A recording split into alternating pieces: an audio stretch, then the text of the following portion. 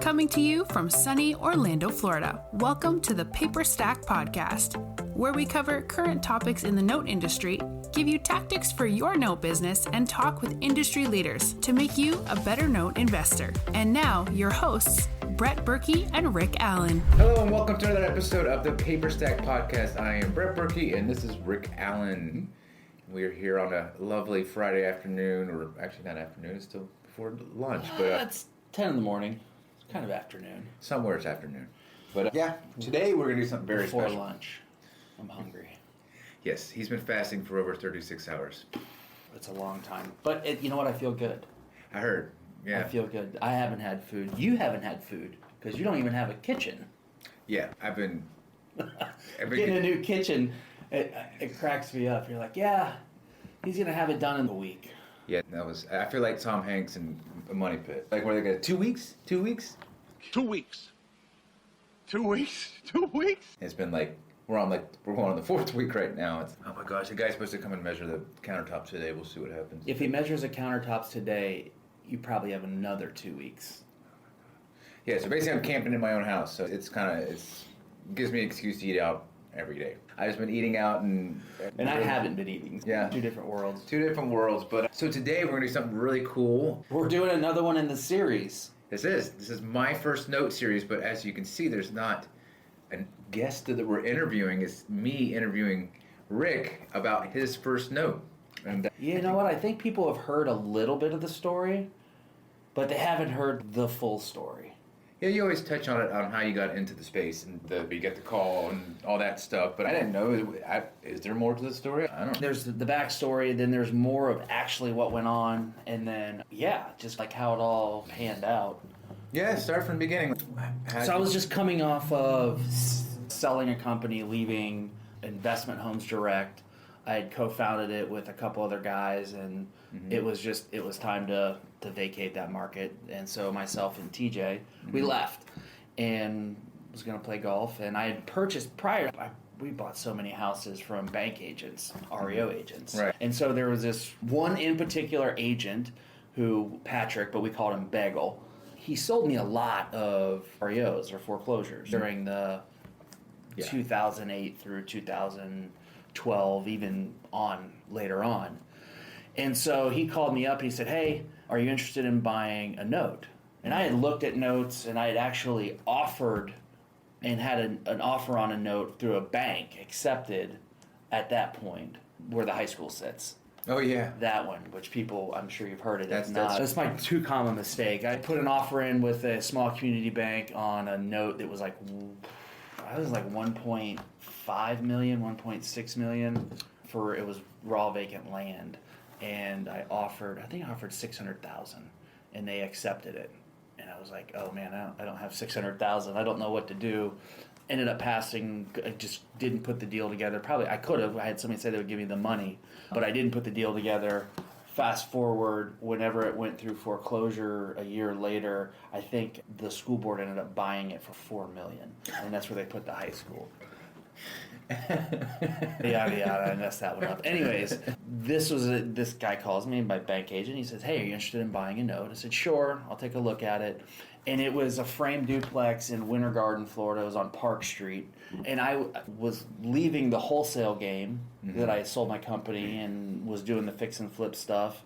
And this was in an area that we had wholesaled a bunch of properties. So I knew the area. I knew Winter Garden pretty well. And it was something where we were selling wholesale properties for like high teens. If you got something in 19,000, 22, 21, it was going to sell quick. You're like, okay. So I was like, all right, sure, I'll take a look at it. So I went and looked at this property, and it was a frame duplex. Both sides, it was vacant, but both sides were packed with stuff. There was nobody living there, but both sides of the property were just trash and wet. There was holes in the roof. Leak in the roof? It had been leaking in. Oh, geez. So it was like, I was like, oh my gosh, this thing is a disaster. So that was going to be like a full rehab? If I was going to rehab it, it was going to be a full rehab. So I had... a full rehab? I mean, we went by that house. It doesn't look like they did anything. You could put a roof on it and clean it up. Yeah. It was a frame house built in the 40s. Yeah. There's so much lipstick you can slap on that pig. Yeah. Anyways, I actually called a guy over. His name was Rishi. He's like Trinidad and Tobago guy, and he would do work for us. And he was looking at it, and he was like, "Oh man, it's gonna take this much work to do it." And I was like, "Okay." So I called the agent. I said, "Look, I'll give him $8,000." And I'm on the phone with him saying $8,000, and the phone just starts getting loud, and I'm like holding it away. I'm like, "Oh my gosh!" He's like letting me have it over the phone. He's like, "Oh no, you're talking 21,000. That's just where it's gonna be." I'm like, "Dude, I'm not paying 20. He's like, maybe high teens." I go, "Tell him $8,000." So he goes, "They're gonna yell at me." I was like, "Bagel, just tell him $8,000, and I'll compensate you. If I throw you $500 or something extra on whatever you're making off of it." He's like, "All right." How much could you make it if you're only buying it for $8,000? Nothing, right? I don't even know how he was gonna get paid, because he was a real estate agent. They're selling the note. So I give him on the phone, and literally he calls me back like a half hour later, and he goes, "They countered you at 8,400. And I go, 8,400? He goes, "I can't believe they're taking it." I go, "All right, yeah, I'll take it." Sold. And for me, I didn't know anything about notes. I knew about notes, but I didn't know anything about notes. And so I was just like, okay, so $8,400, we've got a price. And now I'm coming from the wholesale game, where I'm usually used to having 7 to 10 days to flip a contract or whatever. What are we gonna do with this? I was like, well, I don't even know. I was like, we probably have to just close on it. So I was like, okay, let's take a look at this and just do more research on it. So we started looking through public record, started looking at like the MLS, pulling up, say, what are the comps really in the area? Just doing, because I didn't expect to get it for 8. I gave him like the Bottom of the barrel. Hey, if I take it for this price, I'll do it. But yeah, because I was like, whatever. So I gave him that bottom of the barrel price. And I started looking at it, and I was like, okay, is there a foreclosure going on? I don't even know. I'm so early in my life. I don't even know anything about it. I don't know how to search any of this stuff. I don't know how to do any of that. Right? I don't know how to check. I knew the property appraiser's website, but I'm not like, okay, how do I go look at the comptroller's website, or go look at the county records, go look at the foreclosure courts? Oh, you never used to do that? No, I didn't really do that stuff. I just didn't do. I was buying right from REO agents as they were foreclosure. It was by the time it got to me. Oh, all that stuff had already. All been that done. stuff had been done. I didn't have to worry about it. We weren't really doing anything at the auction, so I wasn't having to do too much work. And any work I did do at the auction, I would just give it off to my title agent and say, "Here, tell me what's wrong with this." We went and started looking, and I was like, "Oh, look, the last person to."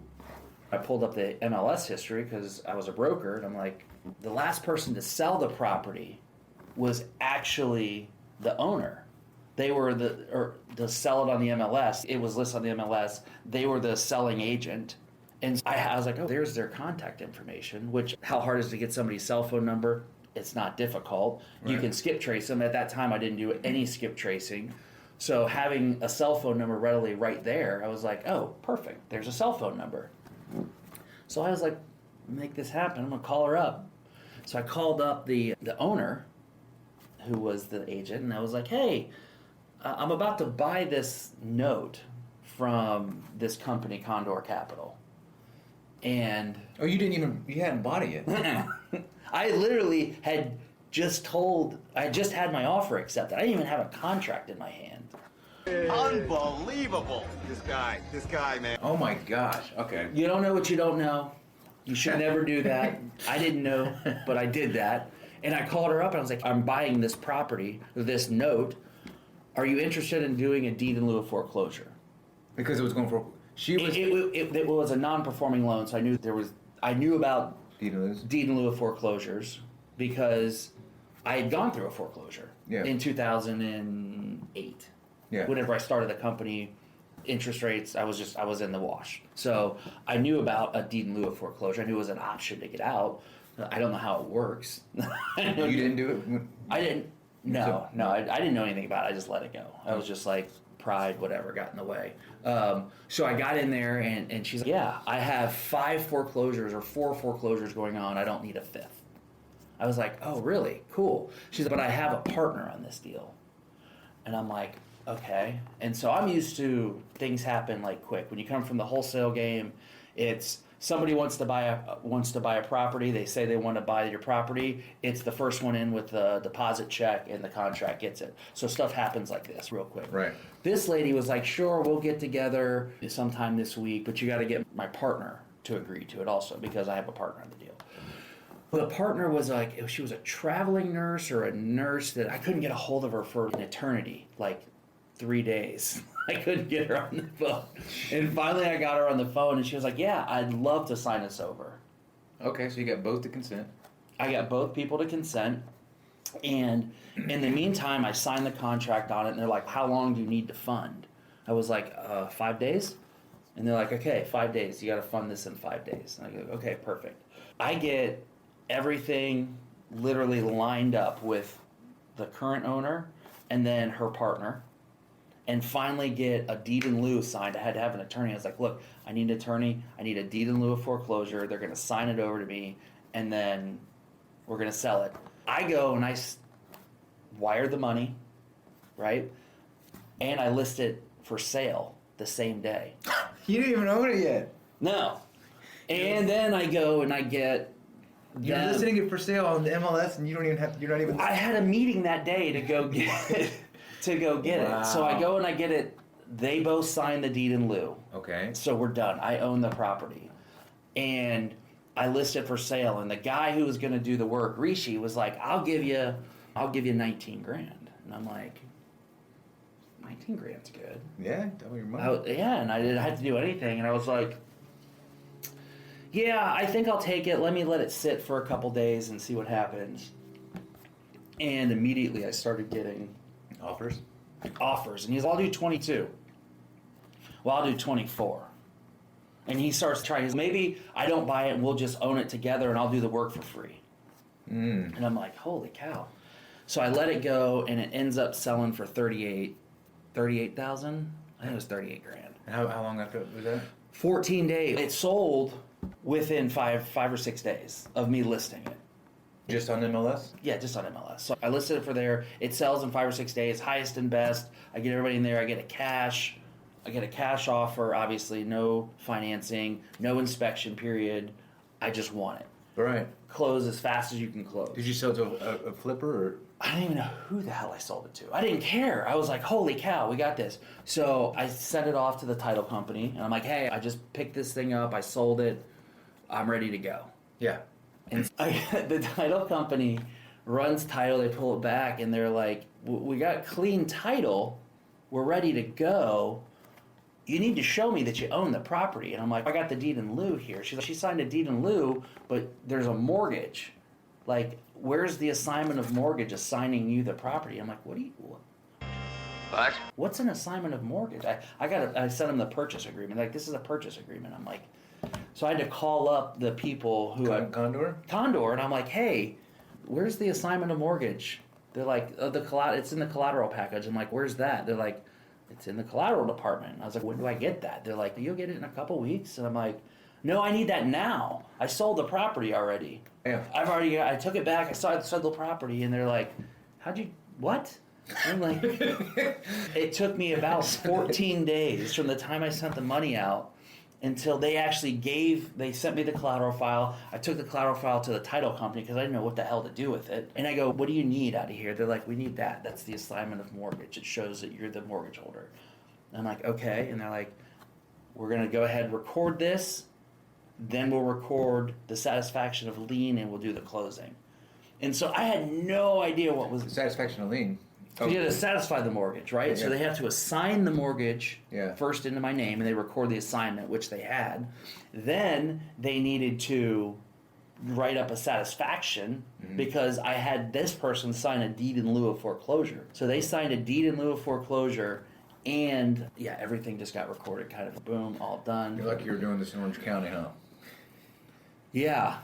It might have been slower someplace else. It was in my backyard. You could get stuff recorded quicker if you walk right into the courthouse, or you walk into the courthouse in Winter. Oh yeah, we walked not in Winter Garden, down in Orange County. You walk to Orange County and you get stuff recorded. I didn't do any of that because I didn't know to do all that. I just had the deed in lieu of foreclosure, and I gave it to them.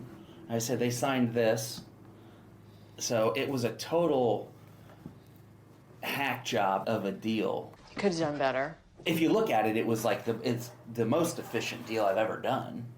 Yeah, but you before you even had it. Yeah. That's pretty crazy. But it was one of those things where that was the first note. It was, we were in and out of it in 14 days, bought it for $8,400. There was closing costs, there was like past utility liens, there was past, which I didn't realize that I was responsible for because I took over the property. There's past due taxes. Oh, shoot, really? Yeah, but the whole thing was like, I want to say it was like $3,300 and like stuff. So I think we were all in at 12 and change. So it was like, whatever. For me, it was like, look, we bought it for, so we were into it for 12 and we sold it for 38 and we did it in 14 days. And you're like, wow, that was amazing. What was that return? I was like, enough. It was enough. I broke the calculator to where you're like, okay. So we immediately, TJ and I looked at it, so I was like, dude, that was great. And Patrick Begel actually ends up calling me 3 weeks later or whatever. He's like, how's that deal going? I was like, oh, dude, we're out of it. We sold it. He's like, what? I was like, yeah, we took it back, did this, and sold it. I was like, here's $500. Thanks for it. You got any more? Yeah. And he was like, I can call him. Before he could even call that seller, Condor, once you get Condor, they would buy $200 or $300 million worth, and then just like, how quickly can I send it out? They probably paid $2,000 for that loan. That's crazy. And they sold it to me. They made $6,000, and they did it in a month or two, 45 days. So as soon as you started buying from Condor, you're on Condor's list, and Condor will then flood the shit out of you. Right. And so they flooded me with stuff, and then once I bought enough, I got assigned somebody, an asset manager, and the asset manager would be like, Patrick Breimer, he called me all the time. I remember Patrick. Yeah. Yeah. So Patrick called me all the time. He sold me a lot of stuff. So yeah, at that point, but once we did our first deal, we were like, that was easy. That was money. Let's do that again. But we first started calling around and we just started talking to people. How's business going? Because word got around by that point that we had sold, TJ and I had sold Investment Homes Direct. Yeah. So just started talking to people. Hey, how's it going? What are you up to? Fix and flip stuff, just rental, playing a little golf. We got a new kid. How about you guys now? I don't know. I was thinking about playing with notes. You ever done anything with notes? They're like, what? What do you mean? They're like, no, we're just buying foreclosures. I'm like, oh, cool. Started asking around, and nobody was doing it. And so you got your own little honeypot. So we got this own little honeypot. So then it was just like, okay, let's buy. And so we just started buying. But that was, you look back on it, and you're like, holy cow, what all I did there that I would never do now. Like, how many laws did you break? Or? I don't know. Yeah, Dodd-Frank and like cooling off period and debt collecting. Oh, goodness, yeah. Reaching out to the borrower when I didn't own the loan and then have the permission from the seller. There was a lot. But if I didn't do that, we might not be having this podcast right now. That's very true. Yeah, wow. That's pretty interesting.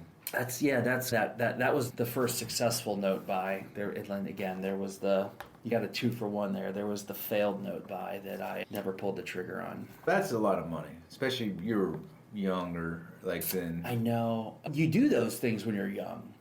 So yeah, because in case you screw up, you have enough time to recover. But it wasn't going to be my money. Like you're talking about the high school. The high school. It wasn't going to be my money. I had somebody that said they're like, yeah, I'll do it. But the guy, we had done some fix and flips with him when we had the wholesale company, and he was a builder, and we did a couple flips, and we managed it okay. Didn't manage the property like, the timeline wasn't the best, but we didn't manage it poorly. But he came in and he started showing up at the property, started talking to my guys that were doing the work. Next thing, he had all the money. Guy was a millionaire. Next thing you know, my guys are working for him, and he doesn't need me to bring him property anymore. That's right. And who would have known that property that sold to the county probably would have turned into a neighborhood? You know what? It probably would have. But that ended up, no, it wouldn't have, because we would have let it go through foreclosure and it would have sold. But that guy, he taught me a lot, and he gave me a piece of advice I gave my kid. My kid's he wants to buy paintball stuff, and I'm like, he's got dollars in his checking account or bank account, and he's just, I just want to go buy these things. I'm like, dude, listen, this is what this guy told me. He was like, first of all, he told me to read the E-Myth.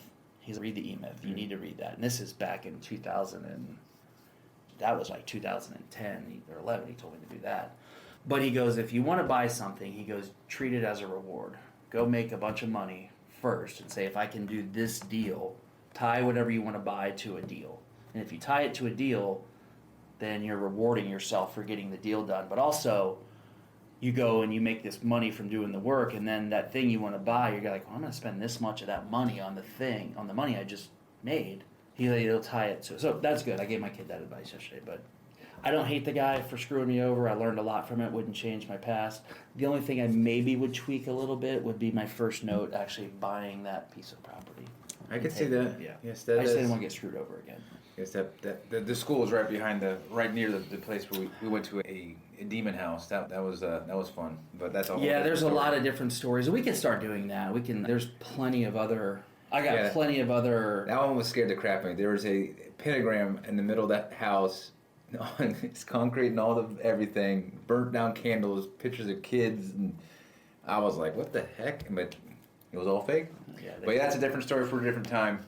But yeah, that was really cool, man. I didn't know all that. Now I do. That's pretty interesting. So that's Rick's first note. Yeah, that's the first note. Cool. We'll be doing a lot more in this series. We've got a lot of people that are interested in this, and yeah, just stay tuned. We'll bring more on soon. See ya. See ya. Are you new to the mortgage note industry? Have you been wanting to learn the step-by-step process to purchase your first mortgage note? Well, you're in luck. We've convinced our CEO, Rick Allen, to break down everything he knows about mortgage note investing. Through a series of 50 videos, you'll get everything from start to finish of where to purchase notes, how to purchase notes, and all of Rick's investing techniques he has developed over the many years. From performing note tactics to non-performing notes, Rick gives you everything he knows about investing. Bonuses include our glossary of industry terms, Rick's own proprietary calculators he created to evaluate notes, discounts from our partners, our Rolodex of vendors, a private Facebook group, along with a lot more. We've packed so much content into the Academy to take you from beginner to expert in no time. To learn more about the Academy, go to academy.paperstac.com/welcome. Again, that is academy.paperstac.com/welcome.